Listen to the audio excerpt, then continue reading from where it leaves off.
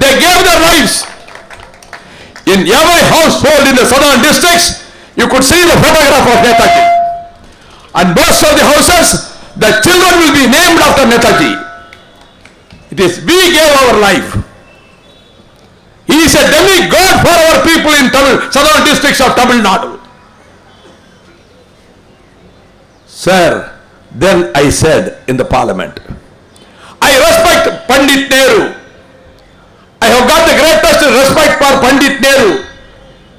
But the country has rewarded the sacrifice of Pandit Nehru more than he deserved.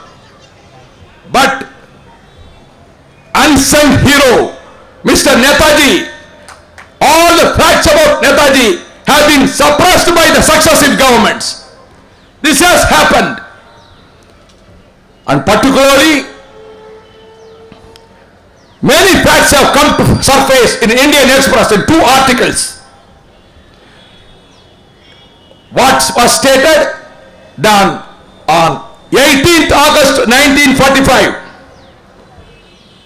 The aircraft, the small aircraft in which Netaji travelled, did crash, and the whole plane was burnt in flames, and Netaji died due to the fire bans after some hours. This has been disputed with authentic evidence. Netaji 1945 August 18ஆம் தேதி அன்று தைகோக்கு விமான நிலையத்திலிருந்து சென்ற சிறிய விமானம் ஓடுபாதையை விட்டு புறப்பட்டவுடன் அது விழுந்து நொறுங்கியது. தீக்காயங்களோடு அவரும் சாரவாசும் வெளியே வந்தார்கள். அதற்கு பின்னர் அவர் காயங்களோடு மருத்துவமனையில் இருந்தார். நினைவு தவறியது, அவர் இறந்து விட்டார் என்று எழுதப்பட்டது. ஆனால் அதற்கு பிறகு அவரை ஒரு சவப்பட்டியிலே வைத்து கொண்டு போய் சிதையில் வைத்து அவர் உடலை எரித்ததாகவும் அந்த சாம்பல் ஜப்பானிலே கொண்டு போய் ஒரு புத்தர் கோயிலுக்கு முன்னாலே வைக்கப்பட்டதாகவும் சொல்லப்பட்டது. ஆனால் அவரோடு செயலாளராக இருந்த பாஸ்கரன் சொல்லுகிறார், அவருடைய உயரத்துக்கும் சவப்பட்டி நீளத்துக்கும் சம்பந்தம் இல்லாமல் இருக்கிறது. இது நம்ப முடியாது. விமானம் விழுந்த இடத்தை போய் பார்வையிட்ட சத்யநாராயண சின்ஹா சொல்லுகிறார், அந்த விமானம் விபத்துக்குள்ளதாக சொல்லப்பட்ட இடத்திலே ஒரு நதிக்கரை இருக்கிறது, நதி இருக்கிறது. இவர்கள் சொல்லுகிற புகைப்படத்தில் அந்த நதி இல்லை. இது ஜோடிக்கப்பட்ட பொய்யாக ஜோடிக்கப்பட்ட புகைப்படம். அது மட்டுமல்ல, அவர் இறந்த செய்தியை ஜப்பான் வெளியிடவில்லை 4 நாட்கள் வரை. 4 நாட்கள் கழித்து நேதாஜி இறந்ததாக சொன்னார்கள். என்ன சொல்லப்படுகிறது? நேதாஜி எப்படி 1941 ஜனவரி 16 நள்ளிரவு நேரத்தில் பிரிட்டிஷ் போலீசின் கண்களிலே மண்ணை தூவிவிட்டு இரவோடு இரவாக அவர் வீட்டு மாடியிலிருந்து கீழே இறங்கி அங்கிருந்து பீகாருக்கு சென்று ரயிலிலே ஆப்கானிஸ்தானத்தை நோக்கி போக சென்று எல்லையிலே இருந்து பனி மலைகளுக்கு இடையிலே மிக கஷ்டப்பட்டு நடந்து சென்று காபூலில் தங்கியிருந்து அதற்கு பிறகு ரஷ்யா உள்ளே அனுமதிக்கவில்லை. ரஷ்யா வழியாக ஜெர்மனிக்கு போய் சேர்ந்தார். ஹிட்லரோடு கைகுலுக்கிறார். இந்தியாவை பற்றி நீங்கள் மோசமாக எழுதியதை வாபஸ் வாங்க வேண்டும் என்று உலகத்தை நடுநடுங்க வைத்துக் கொண்டிருந்த ஹிட்லரிடம் நேராக சொல்லுகிற துணிச்சல் நேதாஜிக்கு இருந்தது.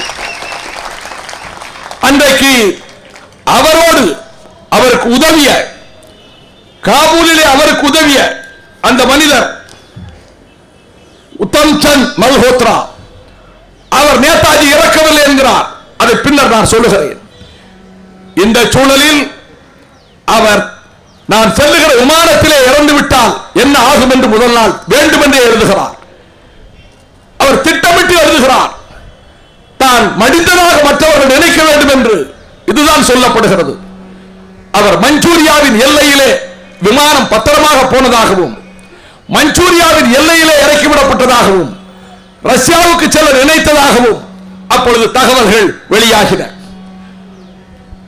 முதல் கமிஷன் பண்டித ஜவஹர்லால் நேரு இருந்தபோது சாரவாஸ் கமிஷன் நேதாஜி மறைவு குறித்து உண்மை அறிய அந்த கமிஷன் அமைக்கப்பட்டது. அந்த கமிஷனிலே உறுப்பினராக இருந்தவர் அவர் சொன்னதை ஏற்கவில்லை. ஷானவாஸ் கான் அவர் மந்திரியாக்கப்பட்டார் நேருவின் மந்திரி சபையிலே, மறந்து விடாதீர்கள். அந்த கமிஷனுடைய அறிக்கையை நேதாஜியுடைய குடும்பத்தினர் ஏற்கவில்லை, சகோதரர் ஏற்கவில்லை. பின்னர் இந்திரா காந்தி காலத்தில் ஹெச்வி காமத் கடுமையாக போராடினார். இந்திரா காந்தி காலத்தில் கோஸ்லா கமிஷன் அமைக்கப்பட்டது 1970. இதை கவனியுங்கள். இந்த கோஸ்லா கமிஷனில் 1970 அமைக்கப்பட்ட கமிஷனில் சத்யநாராயண் சின்ஹா என்பவர், இவர் ஜெர்மனியிலே ரஷ்யாவிலே இருந்து ரஷ்ய ராணுவத்திலே போராடி இருக்கிறார் 32-34. அவர் சபர்மதி ஆசிரமத்திலே முதலில் 3 ஆண்டுகள் இருந்திருக்கிறார் சத்யநாராயண் சின்ஹா.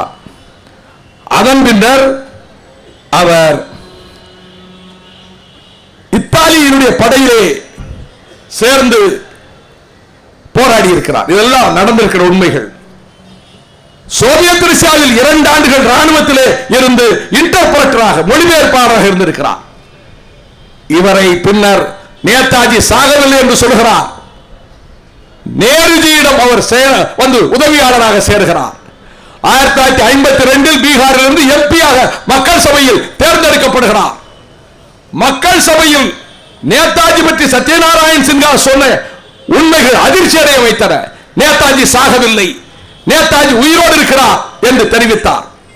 அவர் கோஸ்லா கமிஷனிலே வந்து சொல்கிறார், நேதாஜி சாகவில்லை, நேதாஜி ரஷ்ய நாட்டின் சைபீரிய ஜெயிலில் அவர் வைக்கப்பட்டிருந்தார்.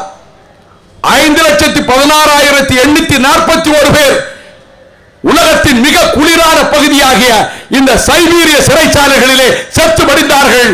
சர்வாதிகாரி ஜோசப் ஸ்டாலின் அப்பொழுது ஆட்சி புரிந்து கொண்டிருந்தார்.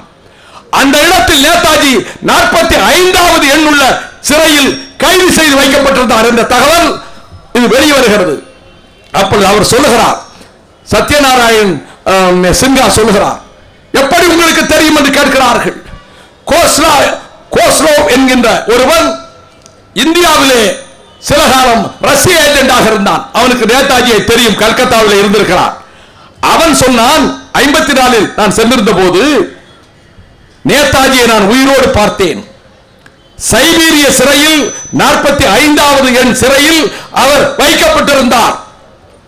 இது என்ன அதிர்ச்சி என்றால், இந்த கமிஷனில் சத்யநாராயண் சின்ஹா சொன்ன எதையும் நாம் கவனத்தில் எடுத்துக்கொள்ள வேண்டாம் என்று they brushed aside all the statements of Satyanarayan Sinha, who stated before the commission that Netaji was alive and he was imprisoned in Siberian jails, the coldest place of the earth, Siberian jails. துன்பப்பட்டிருக்கிறார். நான் இதை கேள்விப்பட்டு படித்ததிலிருந்து எனக்கு நெஞ்சில் அப்படியே ஈட்டி வச்சு குத்திரமா இருந்தது. உலகத்தின் மாபெரும் தலைவன், செல்வ செழிப்பிலே வளர்ந்த தலைவன், பாரிஸ்டர் பட்டத்தை தூக்கி எறிந்துவிட்டு நாட்டு விடுதலைக்கு வந்த தலைவன், மண்டலே சிறையில் சித்திரவதைகளை அனுபவித்த தலைவன், ஜனநாயகம் படுகொலை செய்யப்பட்டது காங்கிரஸ் கட்சியிலே. ஹரிபுராவிலே அவர் காங்கிரஸ் கட்சிக்கு தலைவராக தேர்ந்தெடுக்கப்பட்ட போது அத்தனை வரவேற்பு இருந்தது. அங்கே பகத்சிங் தூக்கிலிடப்பட்டதற்கு மகாத்மா காரணம் என்று முழக்கம் இருந்த போது அவர் சமாதானப்படுத்தினார். பகத்சிங்குக்கு இரங்கல் தீர்மானம் என்ற மாநாட்டிலே அவர்தான் கொண்டு வந்தார். He was the president of the All India Congress Party. அடுத்த வருடமும் அவரே வர வேண்டும் நினைத்த போது மகாத்மா காந்தி பட்டாபி சீதாராமையாவை அவருக்கு எதிராக போட்டியாக நிறுத்தினார். பட்டாபி சீதாராமையாவுக்கு மகாத்மா காந்தி ஆதரவு திரட்டினார். தேர்தல் நடந்தது ஹரிபுராவிலே. என்னுடைய அன்புக்குரியவர்களே, தமிழ்நாட்டின் 2 மாபெரும் தலைவர்கள், ஒருவர் காமராஜர், இன்னொருவர் பசுவன் முத்துராமலிங்க தேவர், இவர் ஜீவானந்தன், இவர்களெல்லாம் காந்தி சொன்ன வேட்பாளர் ஓட்டு போடவில்லை, நேதாஜி ஓட்டு போட்டார்கள். நேதாஜி ஜெயித்தார். ஆனால் காங்கிரஸ் உட்கட்சி ஜனநாயகம் சிதைக்கப்பட்டது. பார்லிமெண்டரி போர்டுல மகாத்மா சொல்ற ஆட்கள் தான் போடணும், நேதாஜி விருப்பப்படி போடக்கூடாது என்றார்கள். நேதாஜி பாதி உறுப்பினர்களாவது அதுவரை தலைவர் தான் நியமிக்கணும் பார்லிமெண்டரி போர்டுக்கு. ஆனால் நேதாஜி ஜெயித்ததுனால பார்லிமெண்டரி போர்டுல மகாத்மா சொல்றவரைத்தான் உறுப்பினர் நியமிக்கணும். நேதாஜி ஏற்கவில்லை. 12 பேர் ராஜினாமா செய்தாங்க, நேதாஜி தலைமை ஏற்க முடியாது என்று. ஹரிபுராவிலே காங்கிரஸ் கமிட்டி கூட்டம், 105 டிகிரி காய்ச்சல். அவங்க அம்மா பிரபாவதி அம்மா கூட பிறந்த சரத் சந்திர போஸ் போறாங்க. மேடையில கட்டில் படுத்து கிடக்காரு. காங்கிரஸ்காரங்க சும்மா ஏமாத்துறாரு காய்ச்சல் சொல்லி அயோக்கியத்தனமா சொன்னாங்க. கடைசியில் என்ன ஆயிட்டு தெரியுமா? அங்கே ஒரு தீர்மானம் கொண்டு வந்தாங்க. பார்லிமெண்ட் போர்டில் மெம்பரா நியமிக்க மகாத்மா காந்தி யோசனை கட்டுதான் நியமிக்கணும் ஒரு தீர்மானத்தை கொண்டு வந்து கோவிந்த வல்லப் பந்த் நிறைவேற்றினார். மனம் உடைந்தவராக போனார். கல்கத்தாவில் காங்கிரஸ் அகில இந்திய காங்கிரஸ் கமிட்டி கூட்டம். வங்காளிகள் நெருப்பாக இருந்தார்கள். The Bengalis were so furious against Mahatma Gandhi. They thundered and shouted against Mahatma Gandhi. மேடைக்கு வந்தார் நேதாஜி. நம் மண்ணுக்கு வந்திருக்கிற மகாத்மா காந்தியை அவமதிக்கிற விதத்தில் யாரும் நடந்து கொள்ளக்கூடாது. They should not insult the greatest leader, the father of the nation. Father of the nation was crowned by Netaji. சொன்னார், நான் காங்கிரஸ் கட்சி தலைவர் பதவியிலிருந்து ராஜினாமா செய்கிறேன். ஜனநாயகத்தில் பெரும்பான்மை பெற்று வெற்றி பெற்ற நேதாஜி தான் ராஜினாமா செய்வதாக சொல்லிவிட்டு காங்கிரஸ் கட்சிக்குள்ளே முற்போக்கு எண்ணங்களுடைய ஃபார்வர்ட் பிளாக் இன் காங்கிரஸ் என்று ஆரம்பித்தார். செப்டம்பர் 3ஆம் தேதி he was addressing the Marina Sands, Mr. Chatterjee. On 3rd September, when he started his address, a note was given to him that Hitler has aggressed Czechoslovakia. He has invaded Czechoslovakia. Hitler Czechoslovakia அந்தால தூக்கிட்டு போ அந்தால தூக்கிட்டு போ வெளியே தூக்கிட்டு போ குடிச்சிருப்பா அப்படியே வெளியே தூக்கிட்டு போ.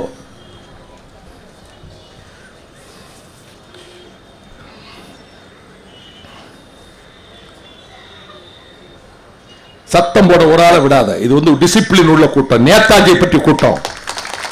மது அருந்த ஒருத்தர் இருக்கக்கூடாது ஏரியாவில். என்னையா சொல்லிட்டு இருந்தோம்?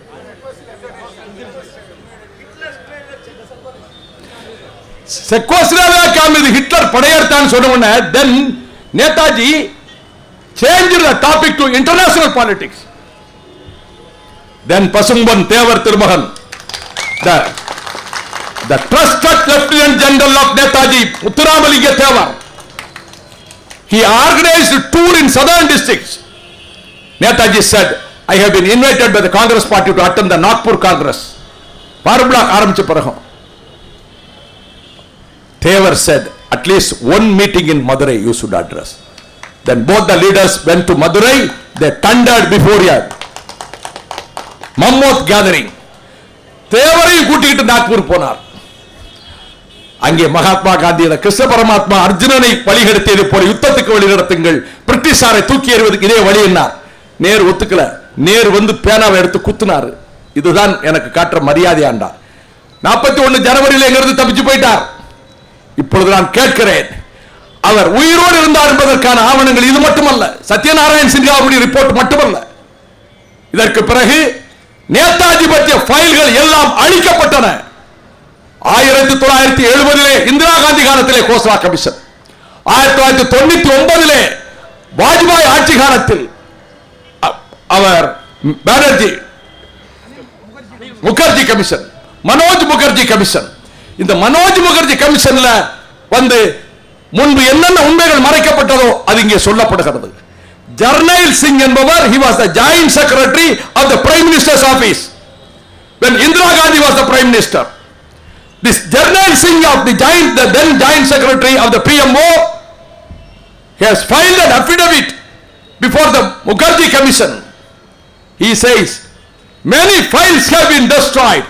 File number one after another, I have got the details. One after another, the files were destroyed during Indira Gandhi regime regarding Netaji. Some of the files were missing.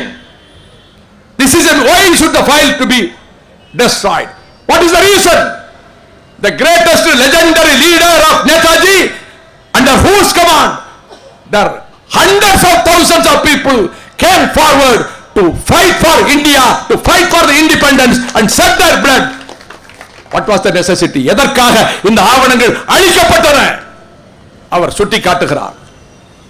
இன்னொரு செய்தி, அவர் எல்லையிலே இருக்கக்கூடிய சௌரோலி ஆசிரமத்தில் அவர் அங்கே இருந்ததாக சாரதானந்தாஜி என்கின்ற ஒருவர் தான் நேதாஜி என்று ஒரு செய்தி. There is another news. The said Yogi Saradanandaji was Netaji. This is one news I can't ascertain. But the man who helped in Kabul, Malhotra, our varrar, the Malhotra comes to this place and says, he made a statement, this is Netaji. This was suppressed. And the Saradanandaji ரேக கடைசி வரைக்கும் எடுக்க முடியல. அவர் எப்பவுமே towel வச்சு தான் அவர் paper எல்லாம் எடுத்தாரு. They were not able to take the fingerprints, and he was smoking cigarette. Netaji used to smoke cigarette. I want to know, why are you suppressing these files? Is it a fact Netaji was tortured in Siberian prison by the Russians? This is the biggest question, $1 million question. Whether Netaji was tortured by the Russians. That is why you want to suppress.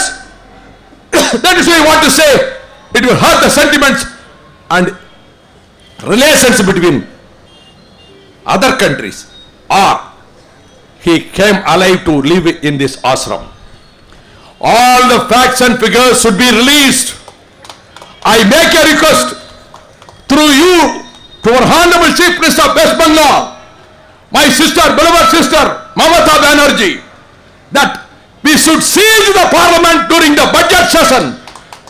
We will come thousands from Tamil Nadu. You Bengalis come thousands from Bengal. We will siege the parliament under the leadership of Mamata Banerjee. I will stand by you. Not only for that, to fight these menacious Hindutva forces of BJP. We will fight together.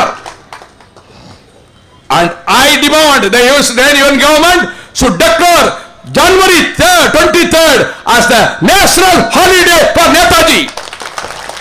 Netaji பிறந்த நாளை இந்த நாட்டின் விடுமுறை நாளாக அறிவிக்க வேண்டும். I don't want to take much of your time. You have come all the way from Calcutta. We extend our gratitude from the depth of our heart. We are the lovers of Netaji. We are the followers of Netaji. We are the admirers of Netaji. My beloved brother leader Prabhakaran, for whom Netaji was the mentor. Netaji அவருக்கு தலைவர். அவரை பார்த்த inspiration, அவரை பார்த்து பகத் சிங்கை பார்த்து inspiration வந்து சொன்னார். இங்கே ஃபார்வர்ட் பிளாக் கட்சியினுடைய வல்லரசு பிரிவு, there is one faction of forward block. தம்பி இளையரசு advocate, he is the leader of that one faction. Mr. Ilayarasu, he has come with his cadres, and then that is one faction of forward block. Then one leader of Netaji Foundation in Tambaram, Mr. Desing, he has also come here. We welcome him. Netaji உடைய பட்டாளர்கள் நிறைய பேர் வந்திருக்கிறீங்க. அனைவருக்கும் நன்றி. இந்திய பாராளுமன்றத்தை முற்றுகையிட வேண்டும்.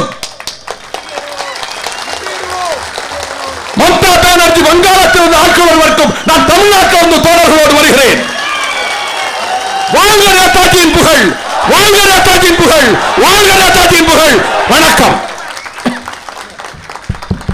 இப்பொழுது I would request Honorable Partha Chatterjee, the Cabinet Minister of West Bengal Government and the General Secretary of the Trinamool Congress, now to take this floor.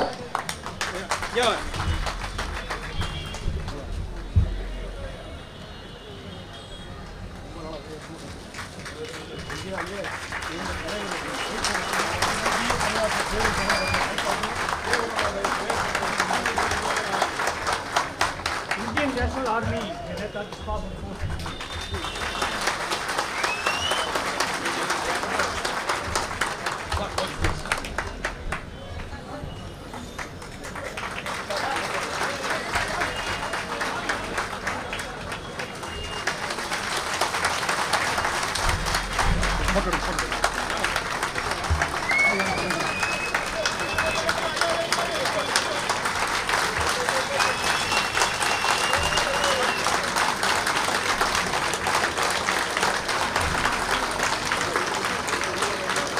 இதில் ஒன்று எடுத்துரு photo.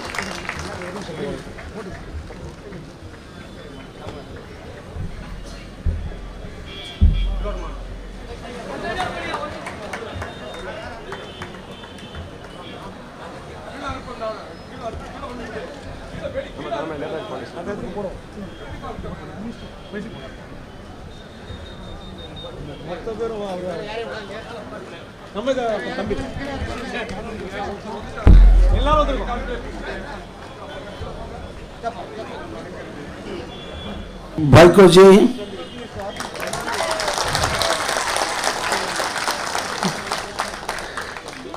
the dignitaries on the dais, my brothers and sisters of MDMK workers of Tamil Nadu. I came here with the message of my beloved leader Mamata Banerjee that we will fight together to see that the undone work, the inquiry, the files, all should be made public. We must know what happened to our beloved leader Netaji Subhash Chandra Bose. And that is why Madam has instructed me to be here. And I am very glad to see that the kind of hesitations are launching by our party Trinamool Congress and also the people of West Bengal. And I am seeing the same agitation launching under the leadership of Mr. Bhaiko here. What is the harm of publishing the reports of the inquiry committee? We all know that the Congress has deliberately not publishing this. And why today we are coming here? As Mr. Bhaiko has said, Mr. Rajnath Singh went up to the Cuttack and said, everything will be published. Why he has said? To win over the masses of Cuttack to win the election. This is election propaganda. If it is not election propaganda, then Mr. Modi and Mr. Rajnath should come forward and say that here is the inquiry report, you look through it. The citizens of India must know that their beloved leader, whether he was killed in the air crash or something happened to him. 67 years, 68 years gone by. The India was liberated. We got independence. But even today we are unable to know the reasons for our beloved leader's disappearance. I am specially coming here to see the kind of attitude initiated by this BJP government at the center to finish the regional parties, to divide the society, divide the nation on a religion line. We all promised together, my leader and Mr. Bhaiko promised together that we will fight together so that the BJP cannot divide our nation.